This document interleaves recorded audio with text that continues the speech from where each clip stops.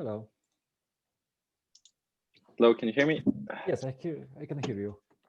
Yeah, nice to meet you. So we'll wait just a few minutes for people and then start. Yeah. Okay. So will be. Okay, so like, is it only? If I Oh, can, sorry. Yeah. Share my screen. I know like this. Yeah. If there's an option there. Wait, if there's not, I will. Oh, it should be. Now. If you tried. No, I don't see one.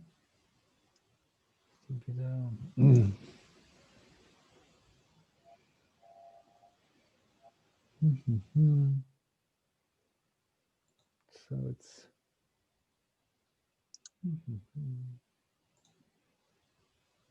Are you trying to see where to share the screen? Yeah, or like this one place to share. Oh, okay, now see. Okay, there is. It appeared. Yeah. Yeah. So this one. Yeah. Sorry. This one. I move that. And just make sure that we are able to set it so that we only see. Okay, this. Okay, so do you see it? Yeah. Okay, then it's perfect. Yeah, I can see it. Yeah, everything works. Yeah, okay. And just okay. So do you have some other questions? Hi. Because you wanted to say something. Oh, hi, Klem.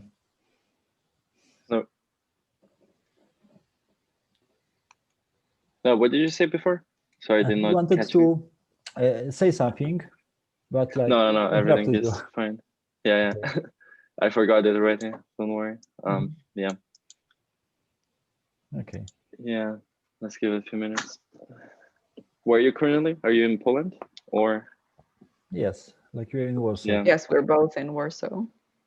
Okay. How's the situation there? It's like. I know. Well, do you have a lockdown now? Well, no, just right now it's basically getting to the worst. We should have. I know. Yeah. So I myself from Lithuania, and like we had like election, essentially parliament elections like a few weeks ago. Yeah. So like the government did not start quarantine because they wanted to have more votes, into parliament elections. So they did it quite late, but yeah. Now they finally did it because there's no reason for them to not to do it. Yeah, so it's like. Yeah. But yeah. Yeah. So it's like.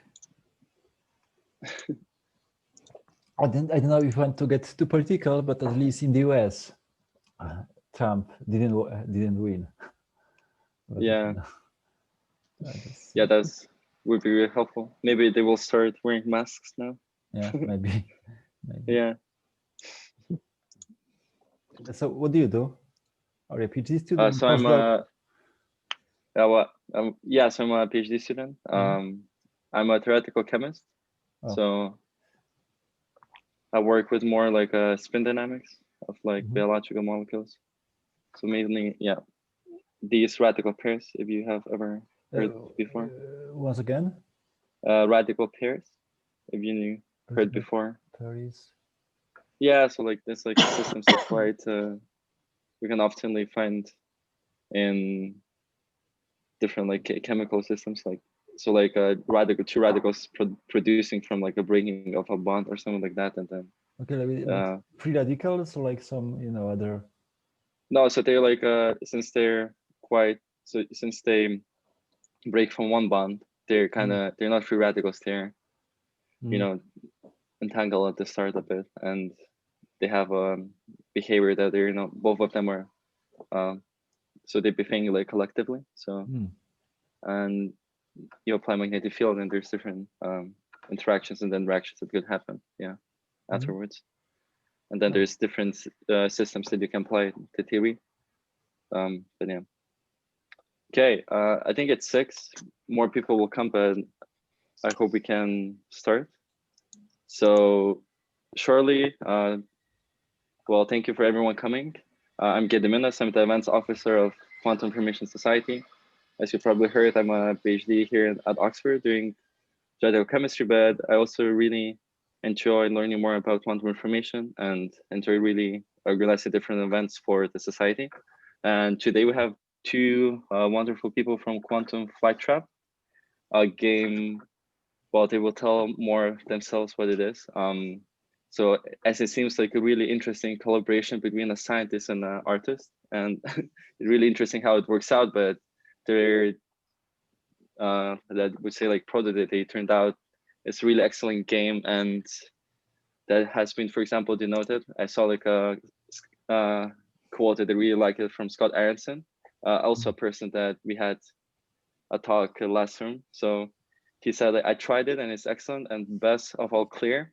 But like virtually every other quantum game I've tried, it took me only a minute to figure this one out, which is, I think, it's a really good publicity for you for saying that this is probably the best quantum game there from one of the best leading scientists in quantum information and complexity theory. So without ado, should we start the talk, and can you share more about your project? Okay, so thank you, Gadminas, for this kind introduction. So we'd like to say something about the quantum game and other simulations of quantum physics we are developing. Just for a short introduction, basically I did my PhD in quantum physics. It's quantum information theory at ICFO, near to Barcelona. But then later turned basically to programming, data science, machine learning, data visualization. And now basically I'm back, though not in academia, but well, I would say in the intersection of education, technology, and game development. And I do dance ball folk, though not always with dinosaurs. Hi, I'm Klem. I'm a designer, and except for the quantum game project, I also run my own design practice. And I also design. I teach design students how to build robots. And well, we basically develop interactive environment for quantum simulations. So like everything happens with, well, normal classical computing. Even more, it happens right in your browser. So you don't need any extra installations. You don't need any extra servers. And basically, it's some kind of intersection between playing. So things which are basically made as a game with learning. So actual tools showing very concrete operations in quantum computing and quantum physics.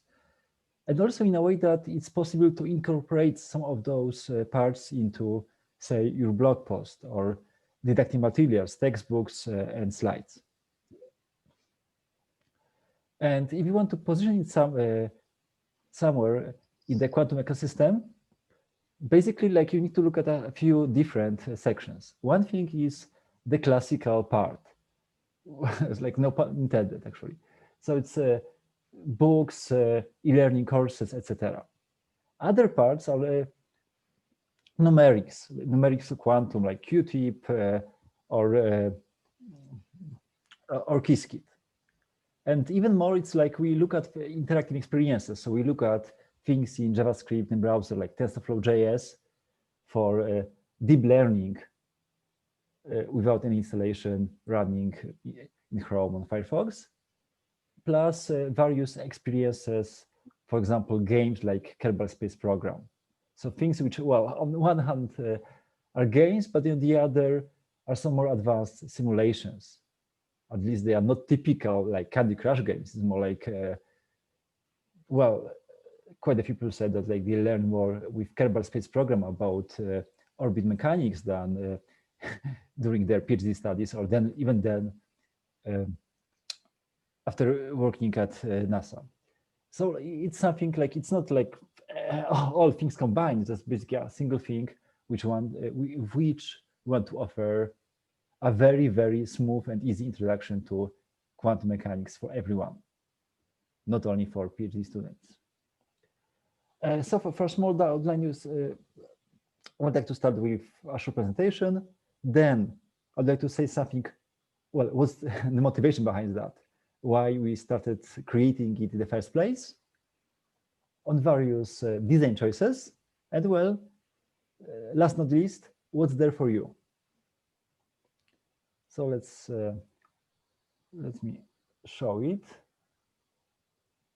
It's like, I think it should be visible. So it's like when it comes to the quantum game, it's basically a drag and drop experience in which you drag and drop elements. So that, maybe just slightly bigger. For example, you feed a single detector with photons. But what's more about it is not only that, well, you get some cute visualization, but also that first, well, you have actual simulation, you have a simulation of actual photons. Second, you can look up all states, including in various bases or various representations of coordinates, for example, with complex numbers in the polar coordinates or in Cartesian, if you like. So if you want to follow step by step what happens, you can do so. And then, of course, you can run an experiment with that there to see that, well, to actually get a simulation of clicks detectors.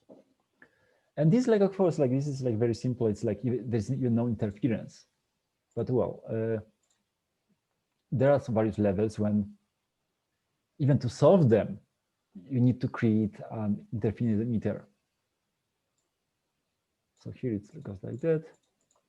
And since it's not classical, it actually go this direction.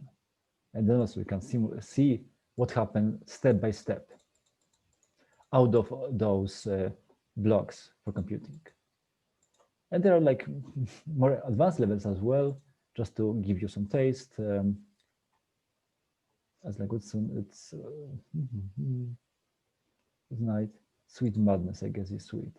It's like there's it turns out it's possible to create rather complicated setups using those elements, even ones that some, well, PhD students or professors had troubles solving, because, well, usually we solve things with pen and paper, and in this case we are basically able to simulate much bigger systems since it all happens automatically and the only effort is to drag and drop elements. Still we can trace everything. Okay, so let's go back to slides. And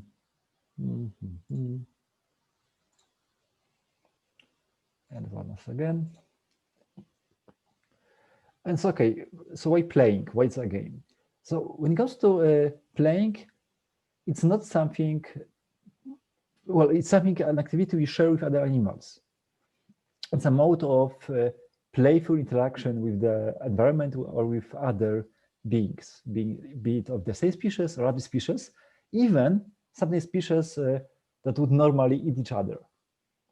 I just Google for things online for quite a few species playing each other. So it's kind of interesting to see that interspecies. And I just know how to play and how to not hurt the other. Something, even if one is much bigger and stronger than the other. Also, like if you have a dog or a cat, you know how to play with an animal. It's a different mode of interaction. And why? It's a natural way of learning things. In the sense that, well, it's much better to learn things, at least in the beginning, without the risk of dying. Because, like, well, if an animal hunts, well, it might end very, very poorly. In this case, it's a safe experience. And when it comes to learning, well, when kids learn things, what do? I don't know if you have kids. I don't know if you saw kids playing things. I don't know if you remember how you learned such operations. But what was first? Okay, I know it's Oxford. I know it's like there are a lot of brainy people here. But who of you first learned natural numbers using the von Neumann construction from a set theory? Or maybe like you could learn it with apples and toys. The same thing goes for mechanics, classical mechanics. Was it with the Newton's law of motion and differential calculus, or maybe with balls, blocks, links, rocks, other pieces? So in this case, why did it happen that the only way to learn quantum mechanics is by using, well, basically linear algebra? Well, why? And because of it, and it's in this context, people who are not physicists, when they see the Schrödinger's equation, well, they think it's some kind of magic. Even worse, since a lot of people are interested in quantum physics, but usually at the very, very layman level, usually they link quantum mechanics to some mysticism, some other parts that are not necessarily related to actual science. I do recommend this book, How the Hippies Saved Physics. It's exactly about the intersection between science and pseudoscience, and exploring, for example, if you can communicate with ghosts using radioactive decay. And the thing is, like, what was the most interesting is that basically those kind of exploration resulted in one flawed paper about communicating information with speed beyond the speed of light, which turns out to be flawed, but in a very subtle way. And to disprove the paper, well, there was like paper by Zurek on the no cloning theorem, that you cannot clone single quantum states, which basically gave birth to information theory, quantum information and quantum cryptography. And for people who are not exposed to quantum, well, or only a bit, it's like, well, such statements like this particle does not have a well-defined position sounds vague, incompetent, or worst of all, profound. And same as Griffiths, I agree that it's none of these. Even more, like this, quotation, maybe variation, maybe not, is that basically common sense is the collection of produces acquired by age 80. So it's like, just because we have no interaction with quantum world, basically it's magic for us. Maybe even for a lot of people who have finished their PhD in physics. So like I started teaching, in my PhD, I started teaching quantum information cryptography to high school students, like some super smart ones, but still high school students, twice in Catalonia, twice in Poland. And it turned out that it was not hard to teach basic operations, basically BB84 protocol or no cloning theorem. Even more, like when I saw notes of one of my students, which are much better than my hand drawings, is I thought like, okay, maybe I can simulate that. Maybe I can create some simple interface so that to give computing to computers, because it's boring, it's error prone. We have better things for that than our own head. And well, with some database knowledge, I created the first simulation. It kind of worked. It was only a single photon, but it was enough to make it work. Even more, I added some game elements so that to motivate people to solve, to participate in that. And it turned out that it was a hit, to the point that a lot of people played that and featured that who otherwise had no interest in physics. And many people who had a strong interest in physics, still like struggled with more advanced levels. When I got email from one famous professor, Piotr, who tried to prove that it's impossible to solve the last level, the first game. It turns out it was possible, but again, like it's tricky. But even after decades of experience with quantum optics, some things may be hard. The same way as I think, even as all of us have a lot of experience with 3D rotations, we do it daily, literally.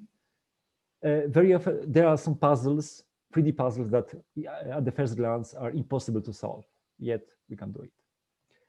And well, it got popular to the point that I got an email from Professor Arthur Eckert, also from Oxford, but also at the time also was director of CQT in Singapore, asked me if I want to, well, come to Singapore to develop it in 3 months, to develop the next version. I said, okay, yeah, I'm interested, but it's like a bigger project. So actually alone, like there won't be much progress. I said, yeah, okay, so you have budget for 4 other people, come here. And I created an open call for this quantum game for people in design, in graphics, in programming, in science writing. And well, Klem, and this is when I joined. Yeah, this is when I joined. So I joined Piotr in Singapore a year and a few months ago, and among few other people. And we've been there for 3 months developing the project. And afterwards, me and Piotr, we just kept working together. And at certain point, we decided to set up a company, Quantum Flytrap, because we thought, and we still think, that there is some big opportunity to really make some useful and important tools. And I was really happy to join the project. Except for the fact that was in Singapore, and living Polish autumn sounded very exciting. I actually really liked Piotr's approach to these topics, because I really believe that design can be a great tool to make very complex concepts approachable and much easier to understand for a wider public.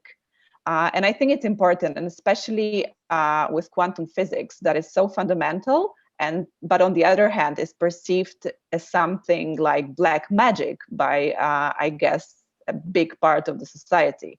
So I was really excited about the project, and still am.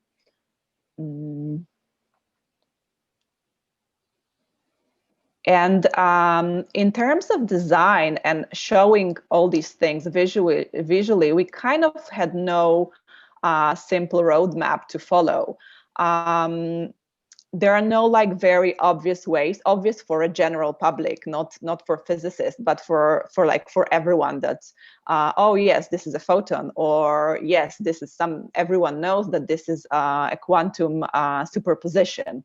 So it's kind of like designing some things, choosing from what there is, what is the best way. Maybe there is a new way, and constantly checking and also changing after we get feedback. We do change many things, and but we started with, of course, diagrams and other visual materials for scientific papers.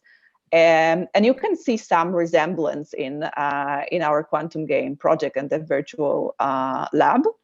But we also went to actual physical labs.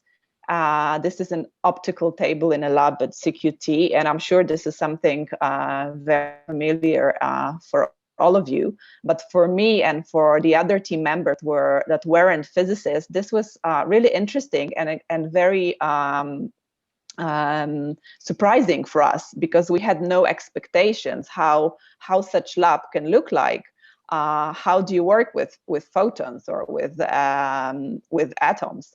So this was really interesting, and for me also, I immediately thought of all sorts of modular systems, even toys like Lego bricks or Meccano, where you assemble some bigger structures out of smaller elements. And we really wanted to keep this feeling of this very physical optical table in the game. But we also, of course, looked at different existing ways of explaining scientific concepts in a visual way. This is actually a very beautiful example of illustrations by Oliver Burns to he did it's mid 19th century. He did an edition of Euclid's Elements, and I mean the design is amazing, and this is so many years before Bauhaus and another time that design discovered such language again. But we also obviously looked at newer examples, especially at all sorts of explorable explanations, which are basically interactive tools, sometimes in the form of a game, but not always, that explain all sorts of complex scientific usually scientific concepts in a nice interactive visual way. It can be physics, it can be psychology, or anything that needs explaining. And here is a very small example, but actually I really like it. It's a Fourier transform equation that someone just added a bit of very simple color coding to it, and suddenly it made such a huge difference. Suddenly so much easier to understand it. So it's a small example, but I think it's very, very powerful. And going back to quantum game, so for example, we use photons on in the lab and in our game, and so this was the first question: how do we show photons? Do we show waves or particles? Actually, I think there's one image is wrong here, but that's okay. And we went for wave packets in the end, which also became kind of a symbol of the game, and you can see it in our logo as well. But we also like the photon, this wave packet, also in the lab and in the game. It holds a lot of information inside. It changes according to what is happening with it. So it's also an interface by itself. And the same with other elements. This is, for example, a vacuum jar. So there was a question: how do we show vacuum, as an icon, as an illustration that would be simple and something that is easily to remember and understand? So in the end, we went for just an empty jar, and it's kind of like darker inside, so it's like emptier than empty. But during brainstorming, we thought of different ways. Maybe it should be like a tiny astronaut to show like outer space, and then people think of vacuum or some other things. But there are no like obvious answers to it. And the same with the photon detector. We have a lot of them in the game, and in the beginning we thought of using something. Some kind of machine that is detecting the photons, but then we thought maybe to go for something a bit more fun, and we decided to make the detectors in the form of these carnivorous plants that are feeding on these photons. And of course, this was also a nod, and it was inspired by the Super Mario's plants.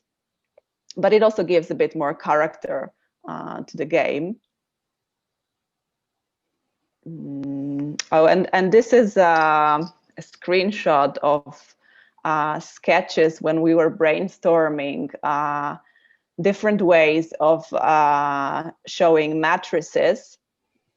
We have also, I think Piotr will talk about it a bit more later, but we have also some tools that we're using on the platform, but they can be also used separately with the interactive visualizations of quantum states and operations. So this is just an image showing that how we're brainstorming different ideas, how to make these matrices more visual and more intuitive.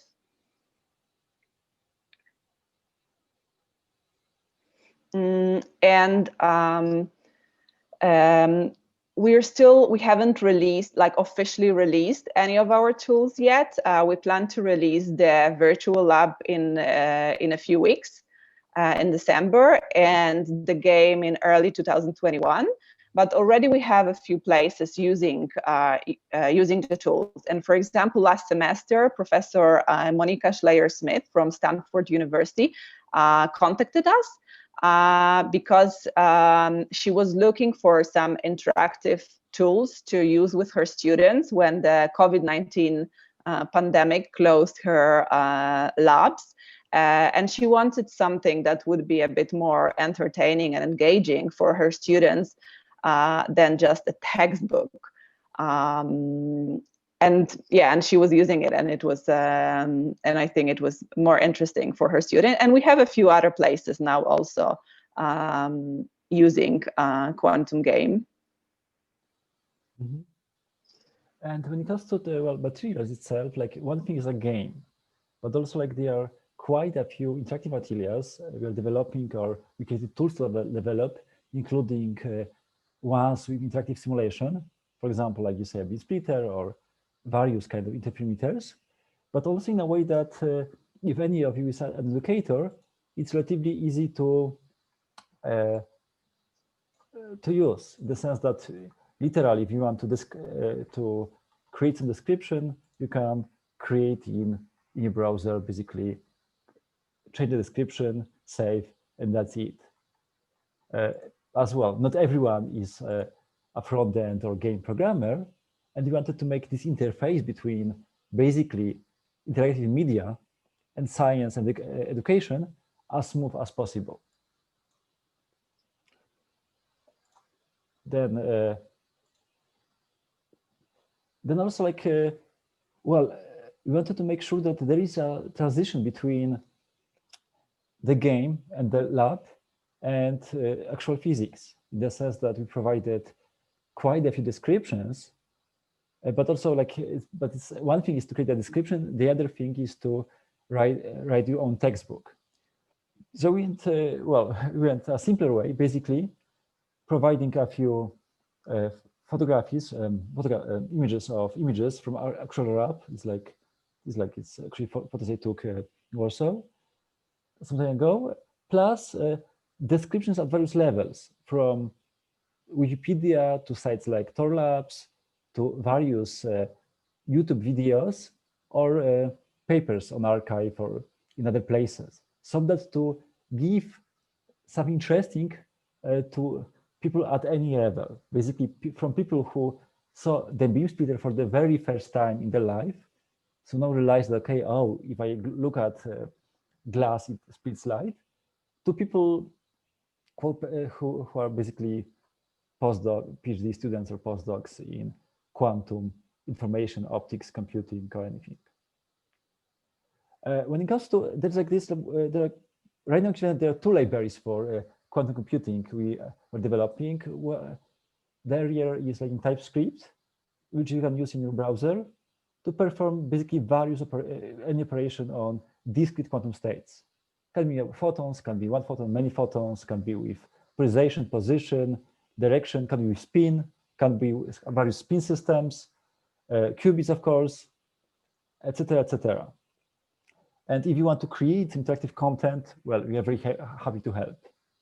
Numeric is already there. And even more, this is like we created a few ways to show quantum states and quantum operators, in the sense that, well, the typical way to go is either to use LaTeX or to use a bare heat map or maybe matrix. But I think like you don't get that much structure. Sometimes you get tensor structure. You have a few particles, a few dimensions, or sometimes you want to show a few bases, and it's important. So let me open that. Also show how it works. So it's called bracket view. And for example, you can have various quantum states. You can present not only in the game, but for any other states, things in various bases or in various coordinates for complex numbers. And the same also like for spin, like single pair, operators, quantum gates, and anything.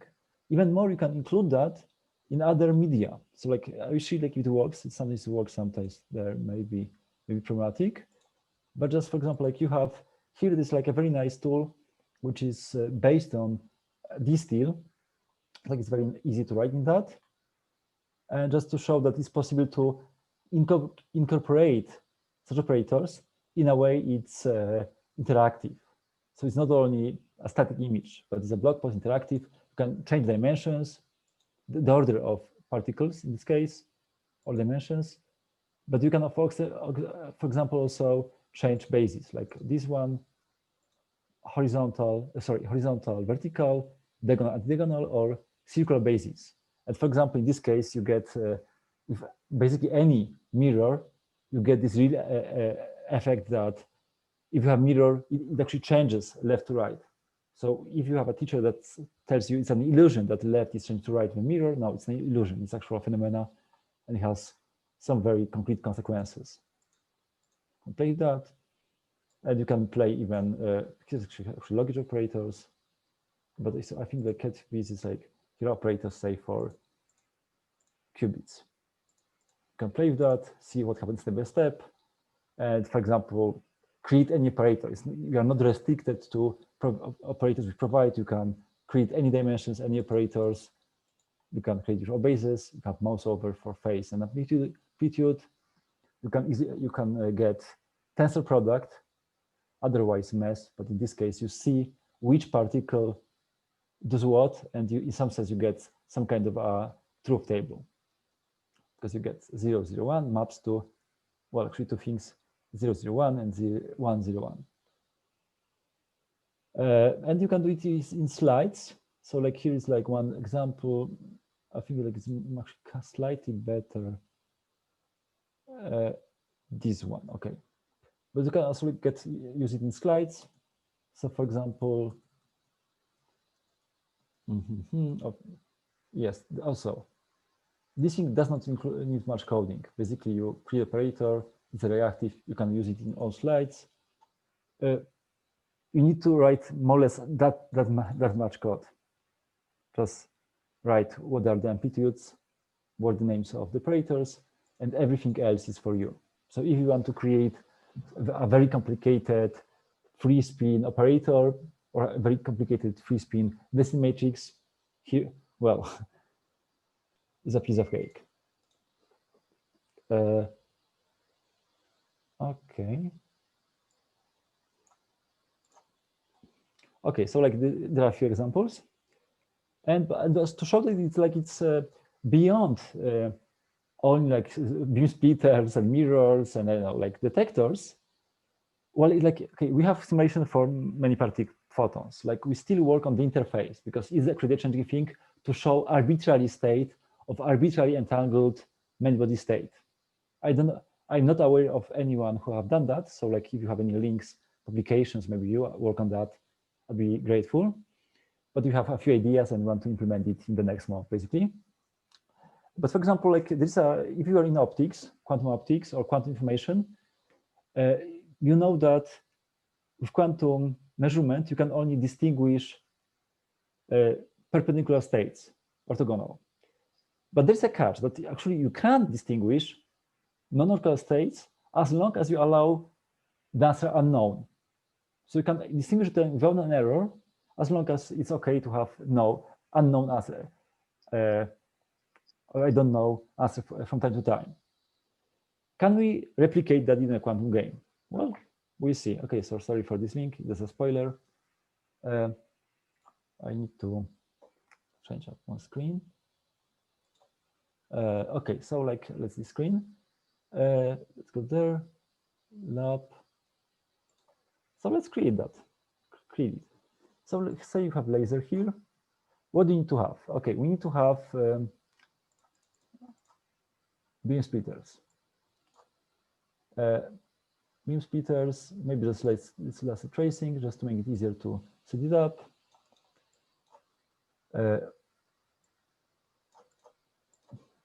Non-polarizing beam splitter, polarizing,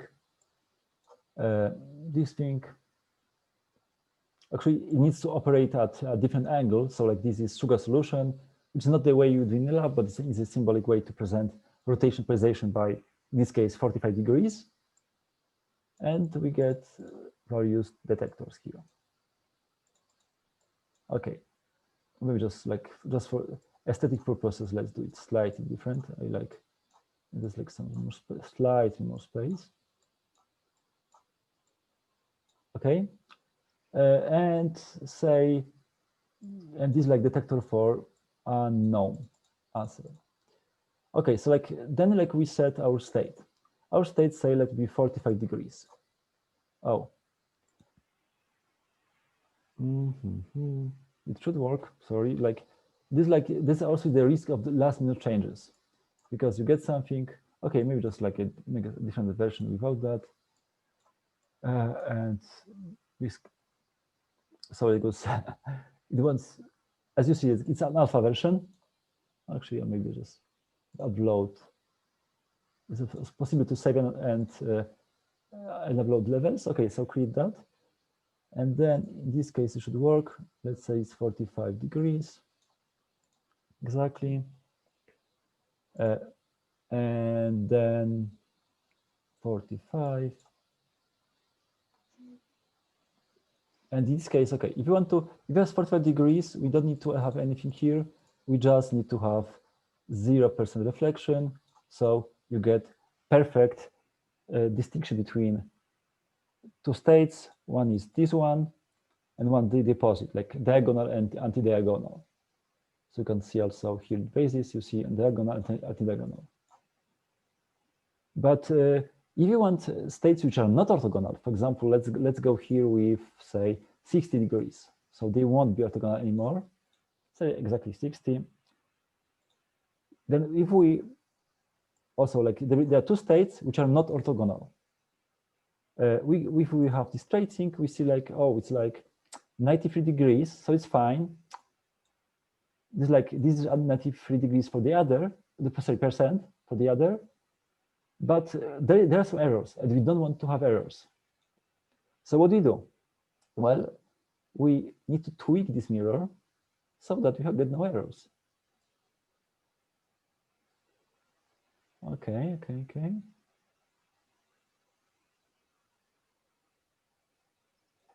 Okay, so like we have this mirror, and in this case, yeah, like 50% we get unknown, more or less. But in 50 we get exact result. We don't get the wrong result. We switch that, is the same, right? So we can tell this state from the other state without making any wrong guesses, just we're getting some, well, I don't know answers. If we simulate that, well, we can do so. It's like we do it here. Click, click, click, and we see that, well, it's random. Each single measurement isn't random, but well, statistically, we get more or less 50-50 for one and for the other detector. And as you see, like there's some parameters, some elements which have properties, so we can change, for example, not only rotation, but also split or phase. Okay, it's like it's not this version, but phase for beam splitter, or and many other parameters which may know that, like, which, okay, say how much we want to rotate this polarization. So this is kind of lab that is configurable. Not only you can drag and drop simple elements, but there are quite a few elements that you can modify.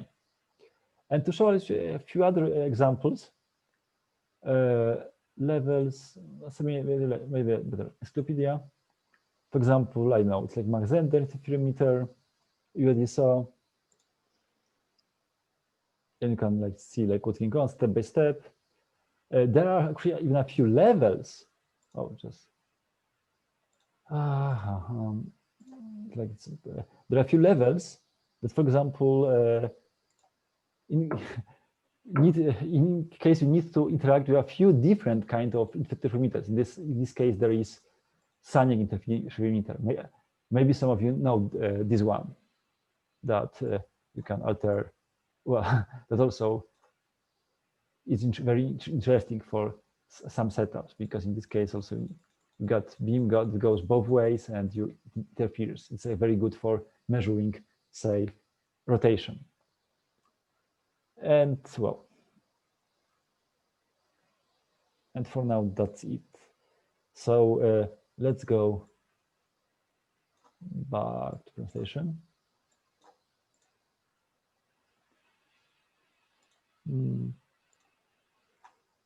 Oh, not this slide.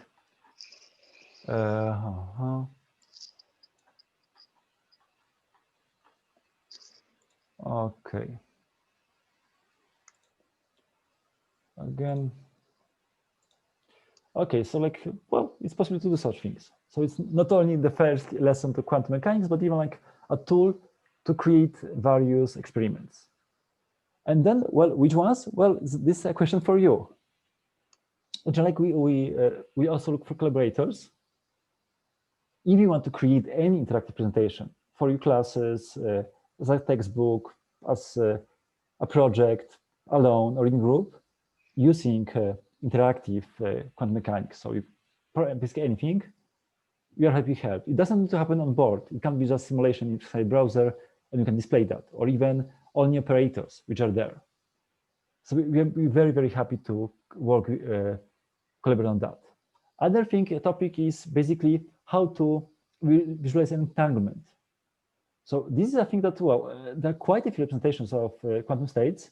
The question is how to do so that it's possible to visualize any state in a way that it's kind of easy to interpret for, well, people who look at it. We have a few approaches, but I think this is like it's worth a paper if we do it well. Third one, but like it's if you're in tensor diagrams, give me a second.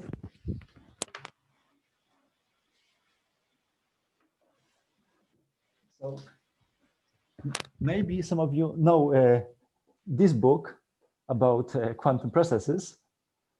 In this case, but there's something even simple called tensor diagrams, which basically is a notation for vector and matrix operation and contraction. For example, like if you think about diagrams for quantum computing, it's all tensor diagrams, but in a way that it makes it much, much simpler to explain quite a few very advanced quantum phenomena. If you want to work on that, also I'm happy to collaborate. And well, if you want to create your own setups, do so. It's possible to save it. So like if you download as a JSON file, you can save it, you can share it with others. Later, we want a place to basically share it online. But for now, just play with that. If you create something interesting, be it an experiment or anything puzzle, totally share it with us. And one more shout out for Wintari Fund. It's a micro grant, like it's $4,000 for small projects, for small open source projects in quantum computing and related projects. And we already like got awarded one for this visualization of matrices and operators. And if you have some idea for an open source project, it may be one of those, maybe something very different. I totally recommend this thing. It's a very interesting community because it's not only you get funding, but also it's a really interesting community to people to work with. And well, for now, that's all. Thank you for your time. And well, just if you want to shoot us an email, just be very, very happy. You can follow us on Twitter. You can look at code at GitHub or play this very, very alpha version of this laboratory. And we want to release the lab this December, basically. The game later, the lab this December. But if you want something special, if you want something smaller, we are very happy to talk with you, but because maybe it's already there, just we haven't released that part yet. Okay, so, thank you very much for this wonderful talk. It was really interesting and hope many people took quite a lot of it. Yeah, so does anyone has any questions? You can post them on the chat. I think there's a Q&A function, so you can press, I think, a Q&A section and ask any questions. So before people submit their questions, I had a few, honestly, really interesting talk, a really interesting project. So it's now in alpha version, but it will be essentially you're still developing it, or you will improve it. So, or is it like already like fully made game? Oh, like when it comes to like this, okay. So when it comes to the alpha version, like the laboratory, it's like we are developing that, right? You can try it. Yeah. But there are things that work well. There are things that sort of work. There are things that don't work at all. We can have fun playing with that.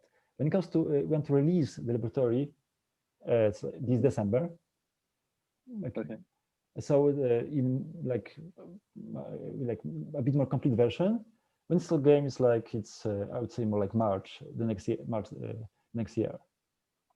Okay, cool. The other question I had in terms of information, so that unitary fund, the slide that they had before, is this a project kind of run by you, or is it some other foundation? No, it's like it's Unitary Foundation, I guess. It's like I don't know how it's like. This thing is basically for small open source projects connected to quantum computing. Mm-hmm. Like, there's actually like a list of like various projects. I know like there's like previous grants, okay, maybe. So like yeah, so I've seen one by Alex Kissinger. Actually, he was at Oxford before. Yes, like that book that you showed. QZ, like this QX computation, like it's like these two letters with this like subset of quantum computing. Yeah. It was okay. So this thing, like I know. Okay, this one actually is our, but like there is QC. Yeah. Oh yes, this one. So it's ZX computing calculus. Yeah. Okay. Yeah. So you're suggesting, so you're looking for calibrators yourself to apply for this fund essentially? Oh, like just okay. So like when it comes to developing such projects, especially as a startup, well, there's one thing which is like always in demand, which is time. it's like time of the people, and because one thing is always lacking is our time. So this is kind of thing like it's like we are pretty open for collaboration with other people. Like we cannot apply there ourselves, but you have enough. Well, we are pretty occupied with the current task, usually with numerics of these quantum simulations, with interface and other things. When it comes to collaborations, like it actually goes twofold. One thing is basically it's like it's like if you write a paper by yourself, well, it takes a lot of time. If you write paper in a team of 5 people, it does not take like 20% of time. It takes much more, maybe like 50% of that. But usually it's much better, and usually it's worth it. It's worth it. Plus, in this case, it's kind of interesting to get perspective of various people, because like it's like after a year of working on a project, it's very easy to getting into a tunnel vision, forgetting other approaches, issues, ideas. Yeah. Okay, so we have a few questions. First one by some anonymous attendee. So I know maybe he would want to answer himself or herself. Okay, so like I see like this chat, but like just let me see. Oh, it's it's Q&A. It's like a separate. Yeah, I know it's separate window, but I don't know if we can see it here. Yes, Q&A. Yeah. It's like do your code supports multi-modes for beam splitter operator? Well, it's like multi-modes you mean by spectral or like orbital, or like which kind of modes? Because well, in this case, in general, right now, what we do is like we have basically we work with 4 degrees of freedom, one X, Y direction, which is like only 4 directions, and polarization. But in principle, we can create easy operator here that adds anything more. So yes, we can create operator which is, I know, works for 2 different wavelengths, and for example, is a filter that blocks 1 wavelength, or it's a beam splitter that only reflects 1 wavelength, or anything. So it's like within the simulation, it's very easy to expand it. also like it's not for now, but like maybe for the next year, they have even some ideas with say orbital levels. So just to show that it's possible to use spin of light to transmit information and to entangle it. When it comes to like this visualization, you can type anything. So yes, you can basically. The answer is yes. The question is like the next one. Alexei Malyshev, yeah. You have shown a way to represent operators with colored dots, but is there any way to extend this intuition to say product of two operators, like blue and green dots being multiplied produce a yellow one? So well, it's like produce. It's like in this case, I know it's like intuition. Basically, some color coding for complex numbers. Maybe like let me show you here. Or actually, even like make it better. Like even just let me show it here. Let's learn. Can be mirror, can be anything. So you have here like an operator, and here even like it's a tensor product of two things, of what happens with direction and what happens with polarization. Like here actually even like it acts differently on horizontal and vertical because of some coordinate change, but it's like still really because then it turns out you get this left to right change. So in some sense, you can look at it as depiction of complex numbers, and no matter if you have a tensor product like here, or you have basically matrix multiplication, you get the same thing going on. One thing you can do so, I think like actually is didactic. We don't have it here, but we can explore that if there's a concrete idea, is to show it with basically arrows. So you can easily show a complex number with an arrow. In this case, you see that if you say add two complex arrows and they are opposite, that it cancels. Like if it is the same way, it gets longer. And if you multiply it, it gets rotated because you just add rotations if you multiply angles. So in that case, like so we are also thinking about this kind of stuff, but we decided that this one is easier for our purpose. For other depictions, it's very easy to, it's modular, so it's very easy to change it in something different. So actually, I think like I want to show one small thing. It's like it'd be Paul. So it kind of works in the way that Alexei described. Yeah. So like yes. Well, in this case, like you get like angles rotate. So there is a hue of numbers. Like I would say, yeah, violet plus violet is this light blue. So it's like you get this. Well, it rotates here. But for example, I want to like whatever. I know. Yes, there's a beautiful simulation of 1D quantum mechanics by Folstad. It's like pretty old. Like it's like I used that when I studied quantum physics. But in this case, what do you have here? I know I can expand it. Actually, maybe yes. You get simulation of any state of any potential. You can draw your potential. But what's important here, you have arrows that represent phase. Like it's only second eigenstate, but like if you first eigenstate, it's one arrow. So, and you see what's going on with each arrow represents a state. I can compose them so people see how things interact. Create Gaussian, or I can create, let's say, squeeze state. Why not? Also called coherent state. Well, I can play with that visualization. For me, like for 1D quantum mechanics is the state of the art. Or even I can edit function. I can even like have a different potential and see what's going on, right? So it's interesting. It's get interesting. So it's like this is like the second eigenstate. So okay, so the next thing, Maria Violaris. Is the quantum simulator behind the game aimed to be useful for researchers too, or mainly for education learning purposes?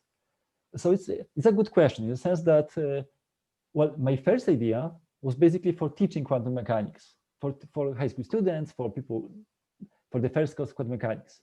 But then when I got an email for Paul Kwiat trying to prove it's impossible to solve the last level, also, after a few experiments that I thought like there's an error in numerics or in physics, but it turns out that basically my intuition about quantum physics was wrong. I think there is a room to make it for, well, make it work actually for experiment design. Because right now, basically, we are in, I would say, 19th century when it comes to prototyping. It's a whiteboard or pen and paper, and we draw something, create, but there is a big overhead for basically doing calculations. And yes, in the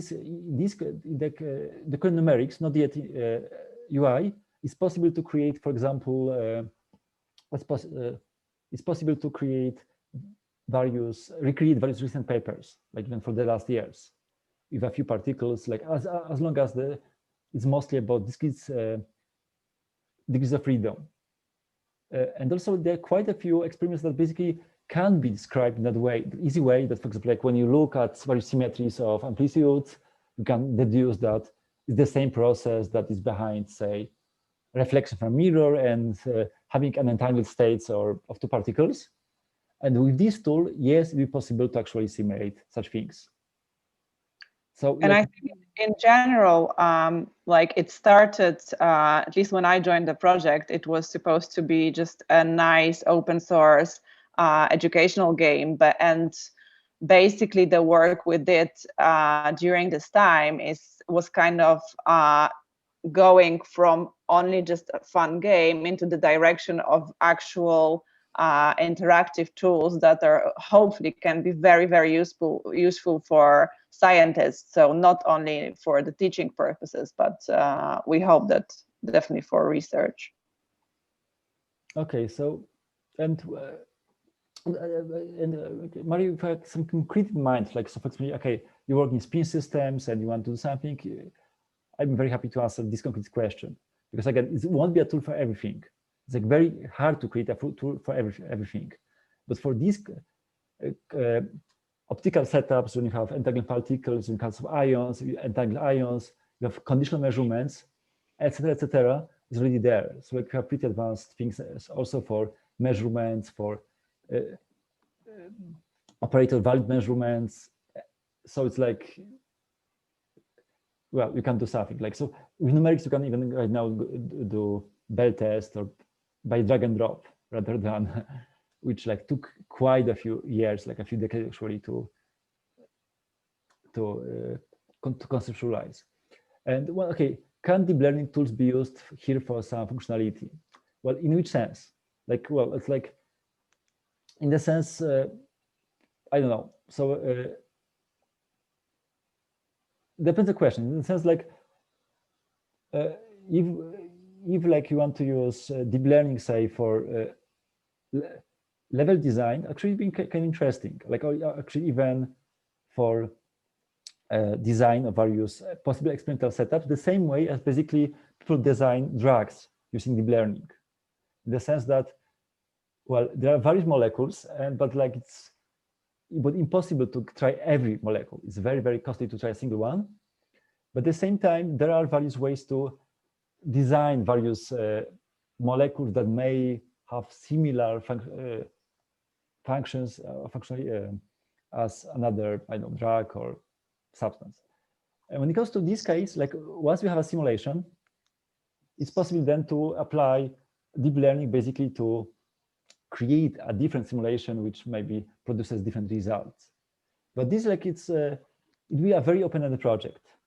Though it would be very, very interesting to create different states, different setups using deep learning. But like it will be a very, very much of exploratory work. So do you have any limit or minimum number of optical elements to arrive at the solution? Well, so the thing is like a minimum. Usually the problem is a maximum number. Maybe the question is about the game. Yes. Because it just so in the game, if you look at the levels, you have only a limited number of elements, and you need to use all these elements. So you don't have all of these different elements like in the lab. Think back. Levels. I know, like just if you have some levels, usually you have a fixed number of elements, like only 3 in this case. And the thing so you is can't that use any other elements here. so it's like yes, so it's not like you can do anything, and this like this game is very much I would say, as you see, very much like well work in progress, especially like how explaining how it works, because like it's the hard part, explain to people who are not quantum physicists. But the thing is that well, usually there are some constraints what we can do with the board. Otherwise, most levels will be trivial. Though it's interesting that there are some levels that have a few solutions which are well non-equivalent, I would say. Okay, do you have yeah? What about VR?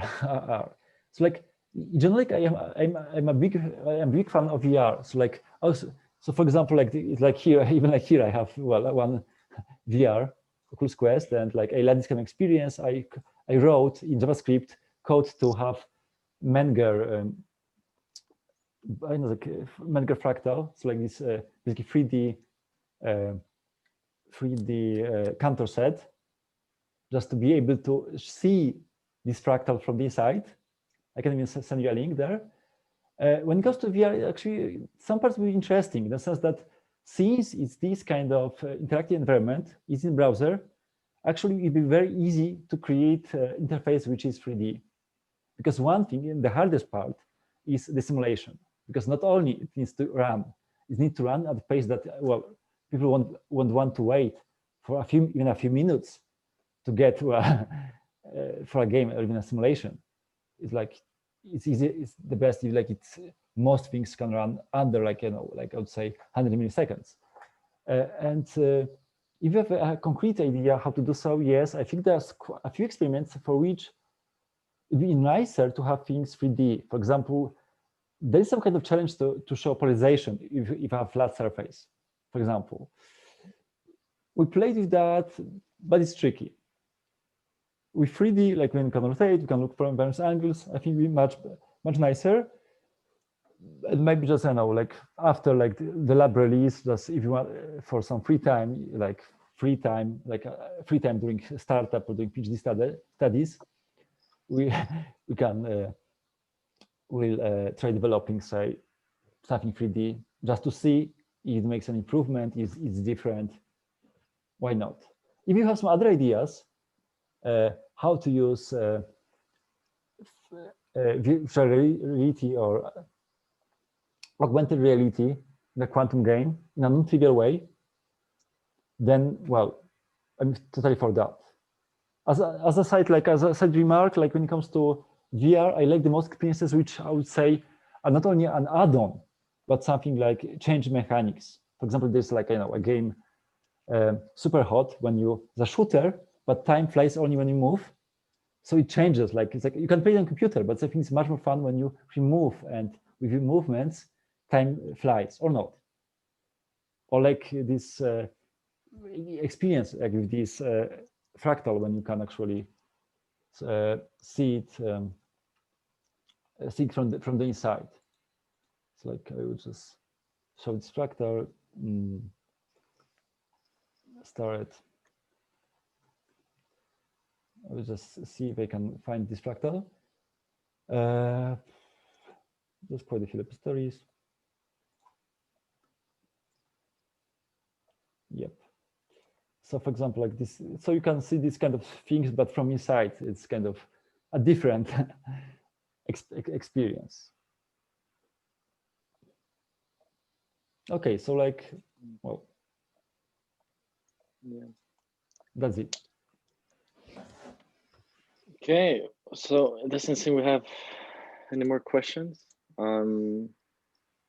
Yeah, again, so probably good time to finish. So thank you a lot for giving us such a chance to hear about your project and what you're doing in the future. I'm sure it was really interesting to a lot of people. Mm-hmm. Like it seems like a really nice tool for visualizing everything. And yeah, if you have any like info that you would want us to share, for example, in our Facebook group, you can like send us to make sure people like, for example, or like, we can post like, oh, if someone wants to collaborate like for the projects. Yeah. Okay, so we'd be very happy to to create some open code. Yeah. One thing, and second, like in a month, like just basically about the release. Yeah. Okay. And also, wait, last question. Did you say at the start that you're doing salsa dancing? Or no, bal folk. Bal folk is like bal folk. Bal folk is like interesting. dance from basically classic dances from France in chains or in circles, but now it's kind of like more like in t-shirts or dance in the Europe. Actually, there's some like even dances from Britain. Okay, interesting. So it's just like some, I know, never heard about it. So like interesting, Bal folk. Yeah. Bal folk. So Google for it. Like it's kind of. I know it's the good starting point, but just it's like.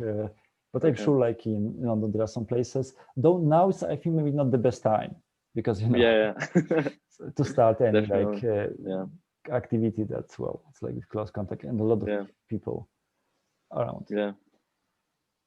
Okay. Okay. Again, thank you again very much. Have a nice evening, and Thank you. Have a nice evening too. Thank you. Yeah. Bye. Bye. Bye.